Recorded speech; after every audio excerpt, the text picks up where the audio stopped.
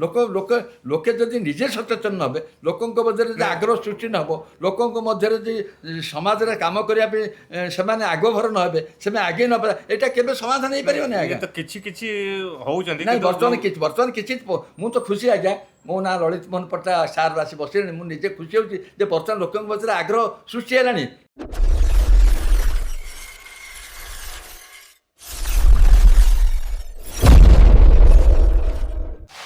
जय जगन्नाथ नमस्कार दर्शक बंधु आज हूँ ओडिया नववर्ष महाविश्व संक्रांति एवं महावीर जयंती। दर्शक बंधु आज आम सहित एमती जड़े अतिथि अच्छा विशिष्ट पाला गायक एवं अन्य क्षेत्र में ओडिशार सामाजिक क्षेत्र में राजनीतिक क्षेत्र में अनेक परिचय रही श्रीयुक्त ललित मोहन पट्टनायक। तो आम बर्तमान सहित आलोचना करवा बर्तमान आम एत वर्ष ओडिशा ओडिया हिसाब से आम पालन करुचे नववर्ष किंतु धीरे धीरे जब देखा समाज रे ओडिया प्रीति ओडिया भाईचारा धीरे धीरे कमी जाऊँगी। तो सार को स्वागत करवा आमर स्वतंत्र आलोचना को एक्सक्लूसिव ओडिशार स्वतंत्र आलोचना को। सर नमस्कार एक्सक्लूसिव ओडिशा को। मो ना हूँ ललित मोहन पट्टनायक मो घर खोर्धा जिला चिलिका ब्लॉक हरिपुर गाँव मु गोटे कृषि परिवार लोक। कृषि हूँ आम ओडिशार प्रधान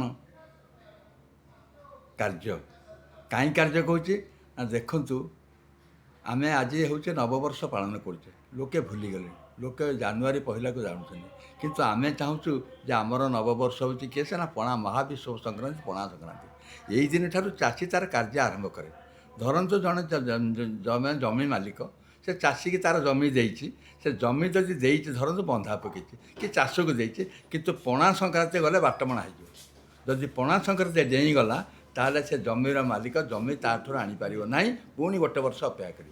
तेणु पणा संक्रांति हूँ डेट लाइन पणा संक्रांति पूर्वर तुम जदि जमी चाषी के देपर भल कथा एवं जदि जदि बंधा पकईच जहाँ कर मुकुड़े पर भल कथा ये हूँ डेट लाइन। अच्छा पणा संक्रांति आम कौन पे पालन करुचे ये पालन कर देखु ग्रीष्म प्रवाह हो जिते प्रबल ग्रीष्म आसूँ से आम पशु पक्षी जीव जंतु मनीष समस्त पानी आवश्यकता रही।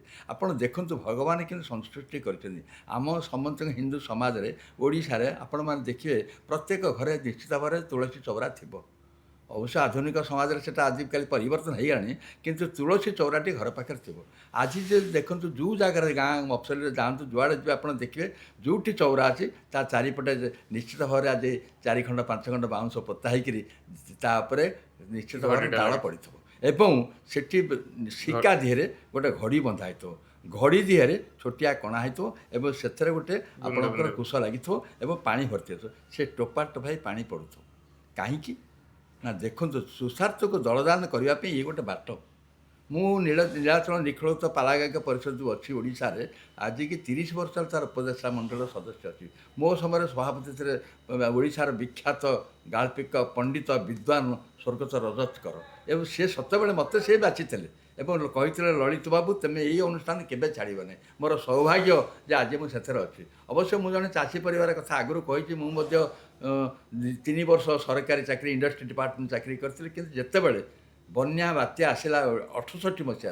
1969-68 से मु चाकरी छाड़ी आसिक लोक सेवार लगे यहाँ लोके विश्वास करेंगे से आपणकर खोर्धा जिलार अभिभक्त बर्तमान खोर्धा जिलार जंकिया ठार ब्रह्मपुर भितर रेल 5 नंबर राज्य 16 नंबर राज्य थे 5 नंबर राज्य 55टा घाई जाता रेलवे लाइन पाखे आपड़ कालपड़ा कहतु गंगाधर कहतु तले कौन मटी नाला ता धोई जाता से खाली ओढ़िक रही से चाषी समाज लोक मानकर समस्त आउ कि नाला बिल बाड़ी फसल सब नष्ट होता से अवस्था से समय देखिए आम मुझे आसिक जंकिया ठार चलिकी जा मो गाँ हरिपुर नाचुणी गंगाश्री रेल स्टेशन पहुँची और सेठी जा लोकों सेवार निजक नियोजित करी मु सरपंच हेली 2 थर तापर 2 थर चेयरमैन होली तापर जिला परिषद गली एवं विभिन्न अनुष्ठान सहित संपृक्त अच्छी जिते जो गाँव अष्टपहरी हो घर बाहागर हो ବ୍ରତଘର ହେଉ, ରାମଲୀଳା ହେଉ, ମଧୁମେଳ ହେଉ, ପାଲା ହେଉ, ଦାସକାଠିଆ ହେଉ, ମଧୁମେଳକୁ ଯାହା ଯେତେବେଳେ ହେଉଛି ସେଇ ଅନୁଷ୍ଠାନରେ ମୋତେ ଡାକ ନ ଡାକ ମୁଁ ଯାକୁ ଯୋଗୁଛି। କାହିଁକି ନା ଓଡ଼ିଶାର ଯେଉଁ ଲୋକକଳା ଯାହା ଆସ୍ତେ ଆସ୍ତେ ଲିଭି ଲିଭି ଯାଉଛି, ଯାହା ଲୁଚି ଲୁଚି ତାକୁ ପ୍ରସାରିତ କର। ମୁଁ ବିଭିନ୍ନ ଜାଗାକୁ ସଭାସମିତି ଯାଉଛି। ଆଜ୍ଞା ଆପଣ କ୍ଷମା କରି ମୋତେ ଆପଣ ଆଗରେ କହୁଛି, ମୋତେ କାନ୍ଦ ହେଉଛି। ମୁଁ ଯେଉଁ ସଭାସମିତି ଯାଇଛି ସବୁବେଳେ ମୁଁ ଏଇ କଥାଟା କହୁଛି ଯେ ଆମ ଓଡ଼ିଆର ଗର୍ବ ଆଉ ଗୌରବକୁ ଆମେ ଲିଭେଇ ଦେଉଛେ, ଆମେ ତାକୁ କାହିଁ ନ କରିବା। ମୁଁ ସେଇ କଥାଟା କହୁଥିଲି ଯେ ବର୍ତ୍ତମାନ ସମାଜରେ ଓଡ଼ିଆ ତ ଧୀରେ ଧୀରେ କମି କମି ଯାଉଛି। ଲୋକମାନେ ପ୍ରଚାର ପ୍ରସାର ଇଏ ମାଧ୍ୟମରେ ହେଉଛି, କିନ୍ତୁ ମନ ଭିତରୁ କେଉଁଠି ନା କେଉଁଠୁ ଓଡ଼ିଆପଣଟା ଲିଭି ଲିଭି ଯାଉଛି।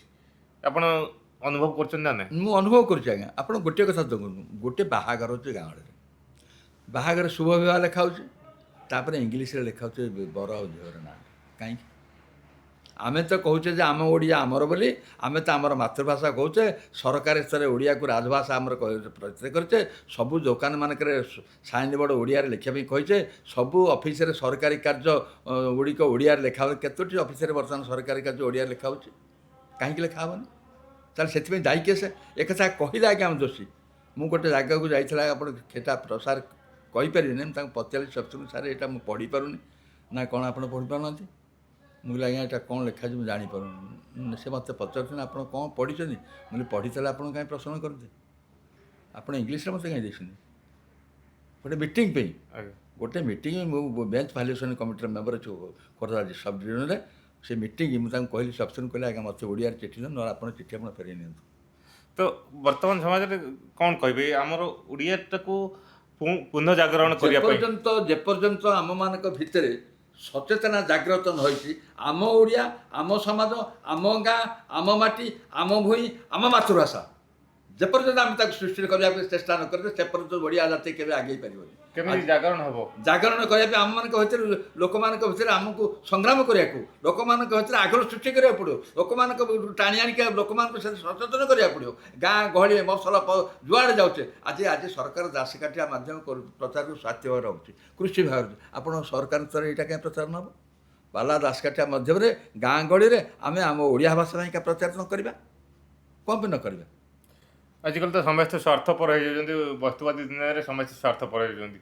କିଏ ଆସିବ ଆନ୍ଦୋଳନ କରିବା ପାଇଁ? କିଏ କାହିଁକି ସମୂହ ସ୍ୱାର୍ଥ ପାଇଁ ଇଏ କରିବ? ଆପଣ ତ ଦେଖୁଥିବେ ନିଜର ବର୍ତ୍ତମାନ ସମାଜର ସ୍ଥିତି ଦେଖୁଥିବେ, ସରକାର ଗୋଟେ ଭଲ ପ୍ରଶ୍ନ ଆପଣ ମୋତେ ପଚାରିଲେ, ମୁଁ ଆପଣଙ୍କୁ ଧନ୍ୟବାଦ ଦେଉଛି। ଭଲ ପ୍ରଶ୍ନଟେ ପଚାରିଲେ। ପ୍ରକୃତରେ ସେଇଟା ହେଉଛି ଆମର ଭୁଲ। ଯେପର୍ଯ୍ୟନ୍ତ ଆମେମାନେ ସଚେତନ ସୃଷ୍ଟି ନ କରିଛେ, ଯେପର୍ଯ୍ୟନ୍ତ ଆମେ ଆଗୁଆଣୀ ନ ହୋଇଛେ, ଯେପର୍ଯ୍ୟନ୍ତ ଆମେ ପୁଅ, ଆମ ଝିଅ, ଆମ ନାତି, ଆମ ନାତୁଣୀ, ଆମ ବନ୍ଧୁବାନ୍ଧବଙ୍କ ଭିତରେ ଏହା ପ୍ରଚାରିତ ନ କରିଛେ, ଗୋଟିଏ ଜାଗାରେ ମୋର ଯେ ରିଲେସନସିପ୍ ଆପଣ କହିଲେ, ଆପଣ ଭାବିଲେ ଲଳିତ ପଟ୍ଟନାୟକ କହୁଛି ବୋଲି, ଜଣେ ଆଣିକି ମୋତେ ଇଂଲିଶରେ ଦେଲା। ମୁଁ କହିଲି ଆରେ ତୁ କେଉଁ, ମୁଁ ତୁ ତାକୁ କହିଲି ତୁ ତୋଠୁ ସାନ ବହୁତ, ତୁ କେଉଁ ଘର ପୁଅ? ନା ଆମ ଘର। ମୁଁ ତୋ ବାପା କ'ଣ ପଢ଼ିଥିଲେ? ତୁ କ'ଣ ପଢ଼ିଛୁ? ଆରେ ତମ ଘରେ ଏବେ ବର୍ତ୍ତମାନ ତାଳପତ୍ର ଥୁଆ ହେଇଛି ନା ଥୁଆ ହେଇଛି? ତୁ କେମିତି ଇଂଲିଶରେ ଲେଖିକି ଆଣିଛୁ? ନେଇକି ଯା, ବଦଳି କହୁଛି ଆଜ୍ଞା, ନିର୍ଦ୍ଦେଶ ଦେ ତାକୁ, ନେଇକି ଯା ଓଡ଼ିଆରେ ଲେଖିକି ଆଣି, ଯେଉଁ ଲେଖେ, ଗୋଟେ ଫାଳେ ଇଂଲିଶ କରେ, ଗୋଟେ ଫାଳେ ଓଡ଼ିଆରେ କରେ। ଯଦି ବାହାରକୁ ତୁ ଚାକିରି କରିଛୁ, ବାହାରେ କାହାକୁ ଦେବୁ ଇଂଲିଶରେ ଦେବୁ, କିନ୍ତୁ ଆଉ ଗୋଟେ ଫାଳେ ଓଡ଼ିଆରେ ଦେବୁ। ସେଇଟା କଲା ଆଜ୍ଞା, ମୁଁ ଖୁସି ହେଲି, ତାକୁ ଧନ୍ୟବାଦ ଦେଲି। ଏବଂ ସେଇଟା ତା ବାହାଘରର ନିଜେ ମୁଁ ଉପସ୍ଥିତ ସବୁ ଜାଗା କାର୍ଯ୍ୟ ସମ୍ପାଦନ କଲି। ସେ ମୋତେ କହୁ ନ କହୁ କନ୍ଦାଶାଳେ ବସିଛି, ଲୋକ କୋଉଠି ଖାଉ ସେଠି ଦେଖିଛି, କିଏ ଖାଇଲା କିଏ ନ ଖାଇଲା, ପାଣି ରହିଛି କି ନା ନାହିଁ, ଆପଣଙ୍କର ଯେ ସର୍ଭିସ୍ ମାନେ ଠିକ୍ ସେ ଲୋକଙ୍କୁ ଖାଦ୍ୟ ପରିଶ୍ରମ କରୁଛ ନା ନାହିଁ, ହଣ୍ଡା ହାଣ୍ଡିରେ ଖାଦ୍ୟ ଅଛି ନା ନାହିଁ, ପିଇବା ପାଣିର ସୁବିଧା ଅଛି ନା ନାହିଁ, ସବୁ ଦେଖିଲି।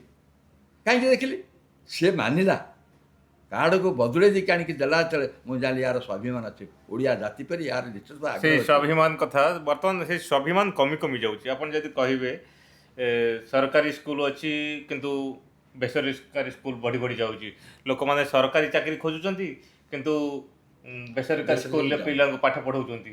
ଏଇସବୁ ମାନସିକତା ଏହା କେମିତି ପରିବର୍ତ୍ତନ ହେଇପାରିବ ବୋଲି ଭାବୁଛନ୍ତି ଆପଣ? ଆଉ ସରକାର, ସାଧାରଣ ଲୋକ ଚାହିଁଲେ ହେଇପାରିବନି, କି ସରକାର ଚାହିଁଲେ ହେଇପାରିବନି, ସମଷ୍ଟିଗତ ଭାବରେ ଯଦି ହେଇପାରିବ। ଯଦି ସମଷ୍ଟିଗତ ଭାବରେ ଆମେ ତାକୁ ଉଦ୍ୟମ ନ କରିବା, ଏ କଥାଟା ସମସ୍ତଙ୍କ ହୃଦୟକୁ ଯଦି ହୃଦୟ ଭିତରୁ ନ ଆସିଲା, ଯେଉଁଟା ଗୋଟେ ଇଂଲିଶ ୱାର୍ଡ଼ ଏଠି କହୁଛି, ହୃଦୟକୁ ଟଚ୍ ନ କଲା, ତାହେଲେ କେବେ ଏଇଟା ସମାଧାନ ହେଇପାରିବ ନାହିଁ। ତେଣୁ ଲୋକଙ୍କ ଭିତରେ ଆମକୁ ଦରକାର ଆଗ୍ରହ ସୃଷ୍ଟି। ଆମ ଜିନିଷ ଲିଭି ଯାଉଛି, ଆମେ ତାକୁ ଉଠାଇ ପାରୁନେ। ଆମ ଜିନିଷ ଲୁଚି ଯାଉଛି, ଆମେ ତାକୁ ଉଠାଇ ପାରୁନେ। ଆମ ଜିନିଷ ଆମ ପାଖରୁ ଦୂରେଇ ଯାଉଛି, ଆମେ ତାକୁ ପାଖକୁ ଟାଣିକି ଆଣିପାରୁନେ। ଏ କମ୍ କଥା ନୁହଁ। ଆମ ଓଡ଼ିଆ ଜାତିର ଗର୍ବ ଆଉ ଗୌରବ। ଆମେ କହୁଛେ ରଥଯାତ୍ରା, ଆମେ କହୁଛେ କାଳିଆ ସନ୍ତ ଜଗନ୍ନାଥ ଜଗନ୍ନାଥ, ଆମେ କହୁଛେ ପୁରୀ ବାରଦାଣ୍ଡ, ଆମେ କହୁଛେ ଆମର ସମ ମହୋଦଧି, ଆମେ କହୁଛେ ଆମର ସ୍ୱର୍ଗଦ୍ୱାର। ତାହେଲେ ତାକୁ ବିଷୟରେ ତାକୁ ଆଗେଇକି ନେବାର ଦାୟିତ୍ୱ କାହାର? ଜଗନ୍ନାଥଙ୍କର ନୁହଁ, ତାକୁ ଆଗେଇକି ନେବାର ଦାୟିତ୍ୱ ଅଛି ଆମମାନଙ୍କର। ଆମେ ସଚେତନ ସୃଷ୍ଟି କରିବା, ଲୋକଙ୍କ ମଧ୍ୟରେ ଆଗ୍ରହ ସୃଷ୍ଟି କରିବା। ଛୋଟ କବିତା ମାଧ୍ୟମରେ ମୁଁ ଛୋଟ କବିତା ମାଧ୍ୟମରେ ଲୋକଙ୍କୁ ରଥଯାତ୍ରା ସମୟରେ ଆମେ ବିଭିନ୍ନ କଥା ବାଣ୍ଟୁଛେ, କାହିଁ ଏଇଟା ଲିଖିଦେଲେ ହେବନି? ନିଶ୍ଚୟ ବିଭିନ୍ନ ଅନୁଷ୍ଠାନ ମାନେ ଅଛନ୍ତି, ଯିଏ ଅନୁଷ୍ଠାନ ମାନେ ଅଯଥାରେ ପଇସା ଖର୍ଚ୍ଚ କରୁଛନ୍ତି। ଆମେ ବାର୍ତ୍ତା ସୃଷ୍ଟି କରିବା, ଲୋକଙ୍କୁ ଲେଖିକି ଦେବା। ଭାଇମାନେ, ବନ୍ଧୁମାନେ, ଭଉଣୀମାନେ, ଆପଣ ସଚେତନ ହୁଅନ୍ତୁ। ଓଡ଼ିଆ ଜାତି, ଓଡ଼ିଆ ଜାତିର ଗର୍ବ ଗୌରବକୁ ଆମେ ଉଠେଇକି ନେବା। ଆଜି ବଡ଼ଦାଣ୍ଡରେ ଆଇଁଷ ହେବନି ବୋଲି ଡାକରା ଆସିଲା, କିଏ ସେଇଟା କରିବ? ସରକାର କରିବେ? ମନ୍ଦିର ପ୍ରଶାସନ କରିବ? ଯଦି ଆମେ ସଚେତନ ନେବା, ଆମେ ଲୁଚେଇକି ଖାଇବା, ଇଏ କ'ଣ କଥା? ଆପଣ ଦେଖୁନାହାନ୍ତି, ଯଦି ଗୋଟେ ଭୋଜି ଭାତ ହେଉଛି, ଆପଣ ଦେଖୁନ୍ତୁ ସେଠି ନିରାମିଷ ପାଖରେ ଯଦି ଖାଲି ପଡ଼ିଥିବ, ଆଇଁଷ ପାଖରେ ଆପଣ ଲାଇନ୍ ଲାଗିଥିବ, ଏ କମ୍ କଥା ନୁହଁ।